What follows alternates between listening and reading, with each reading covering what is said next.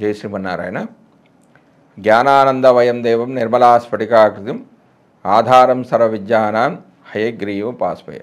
ఆపదాపహర్తారం ధాతారం సర్వసంపదాం లోకాభిరామం శ్రీరామం భూయో భూయో నమామ్యం. మనము ఈ వీడియోలో సెప్టెంబర్ నెల ద్వాదశ రాశుల వారి యొక్క ఫలితాల గురించి మనం తెలుసుకుందాం. ఈ మాస ఫలితాల్లో ముఖ్యంగా రవి, కుజ, శుక్ర, బుధ గ్రహాలు ప్రముఖమైన పాత్రను వహిస్తాయి. ఆ గ్రహాలు ఏ స్థానాలుంటే శుభ ఫలితాలు ఇస్తాయి, ఏ స్థానాలుంటే అశుభ ఫలితాలు ఇస్తాయి అనే దాని గురించి మనం ఇప్పుడు తెలుసుకుందాం. ఒక మాసం తమకు అనుకూలమా ప్రతికూలమా అని గమనించేందుకు రవి, కుజ, శుక్ర, బుధ గ్రహాలను గమనించడం అనేది సాంప్రదాయం. సూర్యుడు 3, 6, 10, 11 రాశుల్లో సంచరించే సమయంలో మాత్రమే శుభ ఫలితాలను ఇస్తాడు. మిగిలిన సమయాల్లో అతడు సంచరించే రాశి దృష్టి ఉన్న సప్తమ రాశి విషయంలో జాగ్రత్తలు అనేవి తీసుకోవాలి. వేరువేరు జన్మరాశుల వారికి రవి సంచరిస్తున్న రాశి దృష్టి ఉన్నటువంటి రాశులు ఏ భావాలైతాయో గమనించి వానికి అనుగుణమైన ఫలితాలను నిర్దేశించాల్సి ఉంటుంది. రవి గోచారంలో వ్యతిరేకంగా ఉన్న సమయంలో అధికార ప్రభుత్వ సంబంధమైన సమస్యలు, అనారోగ్య లోపాలకు, మానసికమైన ఒత్తిడులకు అధికమైన అవకాశం అనేది ఉంటుంది. అదేవిధంగా కుజుడు గోచారంలో అననుకూలమైన రాశిలో సంచరిస్తుంటే చిన్న చిన్న ప్రమాదాలు, ఒత్తిళ్లు, శరీరకమైన అనారోగ్యాలు, నొప్పులకు అవకాశం అనేది అధికంగా ఉంటుంది. అంతేకాకుండా సామాజికంగా అప్పులు పెరగడం, శత్రుత్వాలు అధికం కావడం కూడా ఉంటుంది. తగిన దాన ధర్మాలు అవసరము అవుతాయి. 3, 6, 11 రాశుల్లో మాత్రమే శుభ ఫలితాలను కుజుడు ఇచ్చినప్పటికీ తాను సంచరిస్తున్న రాశి దృష్టి ఉన్నటువంటి 4, 7, 8 రాశులను కూడా ఫలితాల విషయంలో లెక్కలోకి తీసుకోవాలి. బుధుడు గోచారంలో అననుకూలమైన ప్రదేశాల్లో ఉన్నప్పుడు, అంటే వ్యతిరేక స్థానాల్లో ఉన్నప్పుడు వ్యాపారాదుల్లో లోపాలకు అధికమైన అవకాశం అనేది ఉంటుంది. ఎక్కువగా నష్టాలు వచ్చే అవకాశం అనేది ఉంటుంది. పెట్టుబడులు అనేవి ఫలించవు, స్ఫురణ శక్తి అనేది లోపిస్తుంది, శారీరక చైతన్యం తగ్గిపోయే అవకాశాలు సూచనలు కూడా ఉన్నాయి. కొంత బలహీన మనస్తత్వం, ఆలోచన తత్వంలో లోపాలకు అవకాశం అనేది ఎక్కువగా ఉంటుంది. రోగ నిరోధక శక్తి లోపించడం వల్ల కలిగే సమస్యలు పెరుగుతాయి. బుధుడు 2, 4, 6, 8, 10, 11 స్థానాల్లో శుభ ఫలితాలను ఇస్తాడు. తాను చూస్తున్న భావాలకు కూడా శుభాన్ని ఇస్తాడు. శుక్రుడు అధిక స్థానాల్లో గోచారిత్యా అనుకూలంగానే ఉన్నప్పటికీ బలహీనమైన గోచార ఫలితాలనిచ్చే స్థానంలో మనోభిష్టాలు నెరవేరక ఇబ్బంది పడుతూ ఉంటారు. శుక్రుడు ఒక రాశిలో సంచరించే కాలంలో మానసికమైన వ్యవహారాలు, ఆకర్షణలలో లోపాలు, ఇబ్బందులకు అవకాశం అనేది ఉంటుంది. శరీరంలో హార్మోన్ల లోపాలు అనేవి ఏర్పడతాయి. సమతుల్యమైన భావాలు దెబ్బతింటాయి. శుక్రుని విషయంలో 6, 7, 10 రాశుల సంచారం మాత్రం చాలా లోపమైనది. 6వ స్థానం సంచారం అధికమైన లోపంగా పరిగణిస్తారు. భార్యాభర్తల మధ్యలో అభిప్రాయ భేదాలకు కూడా ఇటువంటి అంశాలు కారణమవుతాయి. మానసికమైన ఒత్తిడి తీవ్రంగా ఉంటుంది. 1 నెల రోజులు కొంత ఎక్కువ తక్కువలతో కూడుకున్న రోజుల్లో సంచరించే గ్రహాలు ఇవి. అందువల్ల వీటి ద్వారా కలిగే ఫలితాలు ఆ మాసాదులకు చెంది ఉంటాయి. అయితే శుభ సమయంలో కార్యక్రమం ప్రారంభించి పూర్తి చేయడానికి ఇటువంటి అనుకూల గ్రహ సంచారాల వల్ల ఫలితం అనేది అధికంగా ఉంటుంది. జై శ్రీమన్నారాయణ. జ్ఞానానందవయం దేవం నిర్మలా స్ఫటికాకృతం ఆధారం సర్వవిద్యానాం హయగ్రీవ ఉపాస్మహే. మనం సెప్టెంబర్ నెలలో 12 రాశుల వారికి గోచార ఫలితాలు ఏ విధంగా ఉంటాయనే దాని గురించి మనం తెలుసుకుంటున్నాం. అందులో భాగంగా ఈరోజు తులారాశి వారి యొక్క ఫలితాలు మనం తెలుసుకుందాం. అందులో రవి యొక్క ఫలితాలు. తులారాశి వారికి రవి సెప్టెంబర్ 1 నుంచి 16 వరకు 11వ స్థానంలోను, సెప్టెంబర్ 17 నుంచి 30 వరకు 12వ స్థానంలో సంచరిస్తున్నాడు. 11వ స్థానంలో రవి సంచారం అంటే ఏ గ్రహమైనా 11వ స్థానంలో సంచరించినప్పుడు శుభ ఫలితాలనే ఇస్తుంది. రవి 11లో సంచరిస్తున్నప్పుడు అనేక విధాలైన లాభాలు ఉంటాయి. వివాహాది శుభకార్యాలు, ఆనందము, ఉత్సాహము, ఆచార పాలన, రుచికరమైన ఆహారము లభిస్తుంది. గౌరవ మర్యాదలకు ఎలాంటి లోటు ఉండదు. సంపదలు పెరుగుతాయి. ఉన్నత పదవి అనేది లభిస్తుంది, అంటే ప్రమోషన్స్ అనేవి ఉంటాయి. వ్యాధులు ఉంటే తగ్గిపోతాయి. సంసార సౌఖ్యం ఉంటుంది. సంతానం ద్వారా సుఖం లాంటి శుభ ఫలితాలు పొందుతారు. ఇందులో ఒక 70% శుభ ఫలితాలు జాతకుడు పొందుతాడు. కారణం అంటే రవి ఈ రాశిలో తామ్రమూర్తిగా సంచరిస్తున్నాడు. ఇక 12వ స్థానంలో సంచరించేటప్పుడు అంటే సెప్టెంబర్ 17 నుంచి 30 వరకు 12వ స్థానంలోకి సంచారం చేస్తున్నప్పుడు అశుభ ఫలితాలే వస్తాయి. ఏంటంటే అందులో అనారోగ్యం, నానావిధ నష్టాలు, మిత్రవైరము, అపాయము, వ్యాధి కలుగుతుంది. ఉద్యోగ వ్యాపారాల్లో నష్టాలనేవి కొంచెం సంభవించే అధికారం ఉంది. అధికార భంగం లాంటివి కలుగుతాయి. అయితే ఈ 12వ స్థానానికి వేదస్థానమైన 6లో రాహు సంచారం వలన చెడు ఫలితాలు అనేవి చాలా తక్కువగా ఉండే అవకాశం అనేది ఉంది. తర్వాత కుజుడు యొక్క ఫలితాలు. తులారాశి వారికి కుజుడు ఈ నెల మొత్తం కూడా 9వ స్థానంలో సంచరిస్తున్నాడు, అంటే భాగ్యంలో సంచరిస్తున్నాడు.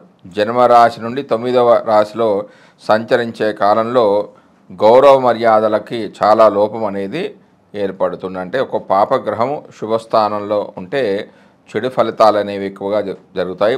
శారీరక అస్వస్థత జరుగుతుంది. మానసికమైన అశాంతితో పాటుగా కళాకాంతులు తగ్గిపోయే అవకాశం ఉంది. శక్తి క్షీణత అనేది ఉంటుంది. అయితే కొన్ని శుభకార్యాలు జరగడం, నూతన వస్త్ర ఆభరణ ప్రాప్తి, మంచి భోజన ప్రాప్తి అనేది ఉంటుంది.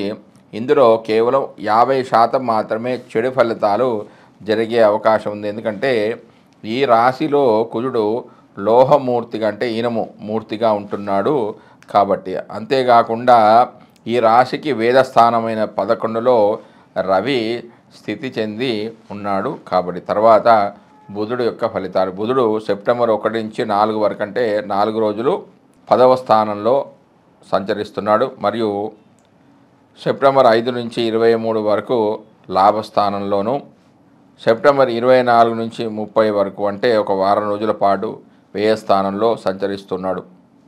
దశమ స్థానంలో సంచరించేటప్పుడు మిశ్రమ ఫలితాలు అనేవి ఉంటాయి. అవి ఏంటంటే విశేషమైన సౌఖ్యము, ధనలాభము, కీర్తి, శత్రుజయం కలుగుతాయి. మరోవైపు కొంచెం సంతానానికి ఇబ్బందులు అనేవి కలుగుతాయి. సంతాపం అనేది కలుగుతుంది. అపవాదము, దూషణ, భోజన అసౌఖ్యం అనేది జరుగుతుంది. అంటే సరైన సమయానికి భోజనం అనేది చేయలేకపోతారు. ఇక 11వ స్థానంలో సంచరించేటప్పుడు, అంటే 4 రోజుల తర్వాత సెప్టెంబర్ 5 నుంచి 23 వరకు 11వ స్థానంలో, అంటే లాభస్థానంలో, శుభస్థానంలో సంచరించడం వల్ల ఆరోగ్యం అనేది చాలా మెరుగుపడుతుంది. సంతోషంగా ఉంటారు. కీర్తి, ద్రవ్యలాభం అనేది కలుగుతుంది. బంధువుల మైత్రి అనేది లభిస్తుంది. సుఖ సంతోషాలు, మిత్రలాభం కలుగుతుంది.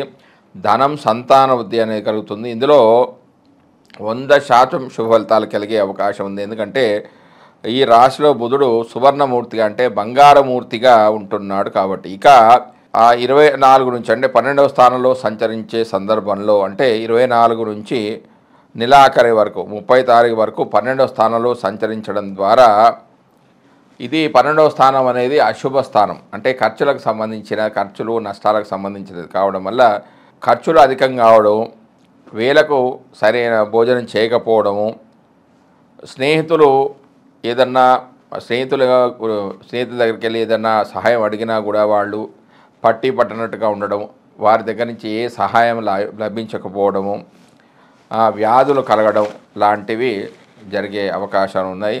ఇతరుల తప్పిదలాలకి తాను శిక్ష అనుభవిస్తూ ఉంటాడు. తాను చేయకపోయినా కూడా వాటికి ఫలితాలు అనేవి ఇతడు పొందుతూ ఉంటాడు.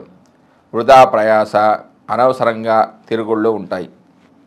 అయితే 12వ స్థానంలో బుధుడు సంచరిస్తున్నప్పుడు దానికి వేదస్థానం ఏంటి? 11వ స్థానంలో రవి సంచారం వల్ల అవి చెడు ఫలితాలు అనేవి కొంచెం తగ్గిపోయి కేవలం 20% మాత్రమే అశుభ ఫలితాలు పొందే అవకాశం అనేది వీరికి ఉంది. తర్వాత గురుడు యొక్క ఫలితాలు. తులారాశి వారికి గురుడు నెల మొత్తం కూడా అష్టమంలో సంచరిస్తున్నాడు.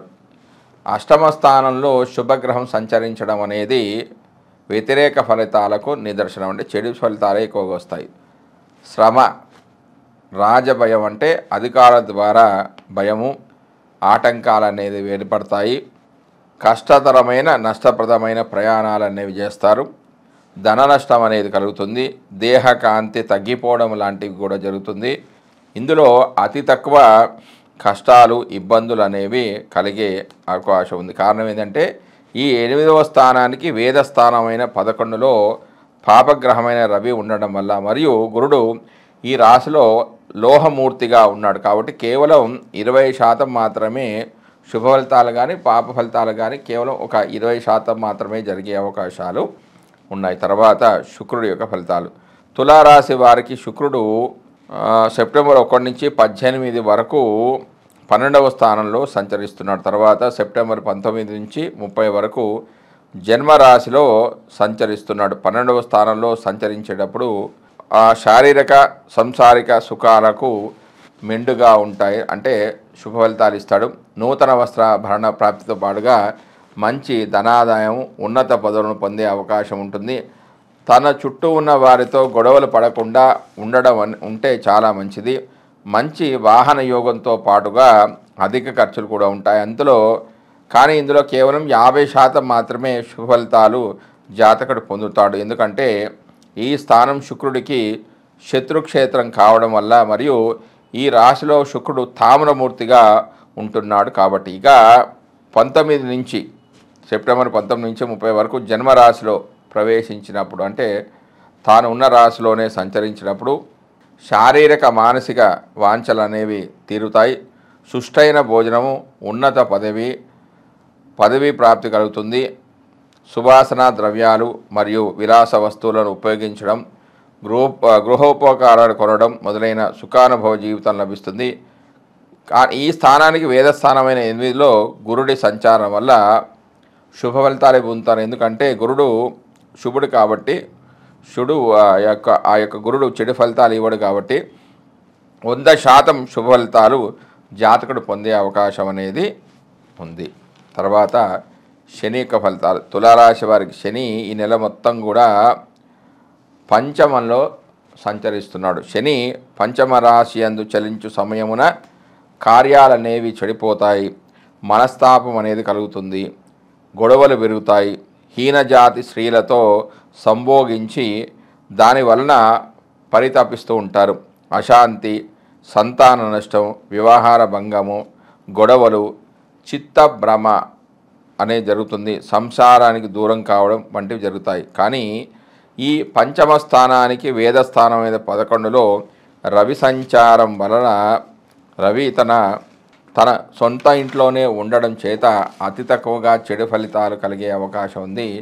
శనిగ్రహం యొక్క చెడు ఫలితాలు అనేవి చాలా తక్కువగా ఉంటాయి. కారణం అంటే శని తన మూల త్రికోణ రాశిలో సంచరిస్తున్నాడు కాబట్టి. తర్వాత రాహు యొక్క ఫలితాలు. తులారాశి వారికి రాహువు ఈ నెల మొత్తం కూడా 6వ స్థానంలో సంచరిస్తున్నాడు. అంటే పాపగ్రహాలు 6వ స్థానంలో సంచరిస్తే చాలా మంచి ఫలితాలు ఇస్తారు. అవి కార్యనిర్వహణ, శత్రుక్షయము, తెలివిగా వ్యవహరించడం, వ్యవహారాలను కూడా చక్కగా నిలబెట్టుకోవడం, ఎల్లప్పుడూ సుఖము, శత్రువర్గం నుంచి భూలాభం వంటి మంచి ఫలితాలు కలుగుతాయి. కానీ ఇందులో 20% శుభ ఫలితాలు మాత్రమే జరిగే అవకాశం ఉంది. కారణం ఏంటంటే 6వ స్థానానికి వేదస్థానమైన 9లో కుజుడు స్థితి చెంది ఉన్నాడు. కుజుడి వేద వలన కొంచెం కోపం రావడం, ప్రయాణం, నేత్రరోగాలు, పైత్యము, వివిధ రూపాలుగా ధన వ్యయము, మలబద్ధక రోగం వంటి వ్యతిరేక ఫలితాలు కలిగే అవకాశం ఉంది కాబట్టి. తర్వాత కేతువు యొక్క ఫలితాలు. తులారాశి వారికి కేతువు ఈ నెల మొత్తం కూడా 12వ స్థానంలో సంచరిస్తున్నాడు. 12వ స్థానంలో అశుభ ఫలితాలను ఇవ్వడం అనేది జరుగుతుంది. దారిద్రము, ధననాశనము, నేత్ర బాధలు, శత్రు భయము, అన్ని కార్యక్రమాల్లో విఘ్నాలు కలగడము, స్థాన చలనం కలగడం, అంటే ఒక దగ్గర నుంచి తను ఉన్న స్థానం నుంచి వేరే చోటుకి వెళ్ళిపోవడం, రావలసిన లాభాలకు ఆటంకాలు అనేవి ఏర్పడడం, అనవసరమైన ప్రయాణాలు వంటివి జరుగుతాయి. ఇందులో 50% మాత్రమే చెడు ఫలితాలు జరిగే అవకాశం ఉంది. కారణం ఏంటంటే ఈ రాశిలో కేతువు లోహమూర్తిగా సంచారం చేస్తూ ఉన్నాడు. కాబట్టి ఇప్పుడు ఈ తులారాశికి అధిపతి శుక్రుడు. ఈ తులారాశిలో ఉన్న నక్షత్రాలు ఏంటంటే చిత్తా, స్వాతి, విశాఖ. చిత్తా నక్షత్రానికి అధిపతి కుజుడు. కాబట్టి ఈ చిత్తా నక్షత్రం వాళ్ళు కుజుడికి రెమెడీస్ చేసుకోవాలి అంటే ప్రతి మంగళవారం కూడా ఆంజనేయ స్వామి గుడికి తప్పకుండా వెళ్ళాలి. ఆంజనేయ స్వామి గుడికి వెళ్ళడం, అక్కడ బొట్టు పెట్టుకోవడం, హనుమాన్ చాలీసా పారాయణం చేసుకోవాలి. మరియు తులారాశికి అధిపతి అయిన శుక్రుడు కాబట్టి శుక్రుడికి సంబంధించిన దేవత ఎవరు? లక్ష్మీదేవి. లక్ష్మీదేవికి సంబంధించిన లక్ష్మీ అష్టోత్తరనామాన్ని చదువుకోవడం లాంటివి కూడా చేసుకోవాలి. తర్వాత ఇందులో ఉన్న ఇంకో నక్షత్రం స్వాతి. స్వాతి నక్షత్రానికి అధిపతి ఎవరు? రాహు. కాబట్టి వీరు రాహుకాల దీపాలు పెట్టుకోవాలి. అంటే ప్రతి శుక్రవారం 10 నుంచి 12 వరకు రాహుకాల సమయం. అప్పుడు రాహుకాల దీపాలు పెట్టుకున్నట్లయితే, రాహుకాల దీపాలు అంటే ఒక 2 నిమ్మకాయలు తీసుకొని దాన్ని కట్ చేస్తే 4 ముక్కలు అవుతుంది. ఒక దాంట్లో పసుపు, ఒక దాంట్లో కుంకుమ నింపి అక్కడ పెట్టుకొని ఒక 2 తమలపాకులలో పసుపు గణపతిని అంటే దుర్గాదేవతను చేసుకొని దుర్గా అష్టోత్తర నామాలు చదువుకొని తర్వాత 2 అగరబత్తులు వెలిగించుకోండి. తర్వాత 2 స్ఫటికం నైవేద్యం పెట్టుకొని దుర్గా అష్టోత్తర నామాన్ని చేసుకున్నట్లయితే రాహు సంబంధించిన దోషాలన్నీ కూడా తొలగిపోతాయి. తర్వాత ఇందులో ఉన్న ఇంకొక నక్షత్రం చిత్తా, స్వాతి, విశాఖ. విశాఖ అంటే గురువుకు సంబంధించింది. కాబట్టి వీళ్ళు ప్రతి గురువారం కూడా గురువుకు ప్రదక్షిణ చేసుకోవాలి. దేవానాంచ ఋషినాంచ గురుకాంచ సమీపం వందనీయం తిలోకేశం తన్మామి బృహస్పతి అనే గురువుకు ప్రదక్షిణ చేసుకోవాలి. వారి గురువులు ఎవరు, వారి ఇంటి దేవత ఎవరు, వారికి కూడా పూజ చేసుకున్నట్లయితే అంటే ఆ రాశాధిపతి కంటే శుక్రుడికి చేసుకోవాలి. గురువు కూడా ప్రదక్షిణ చేసుకున్నట్లయితే తులారాశి వారికి మంచి ఫలితాలు అనేవి వస్తాయి. జై శ్రీమన్నారాయణ.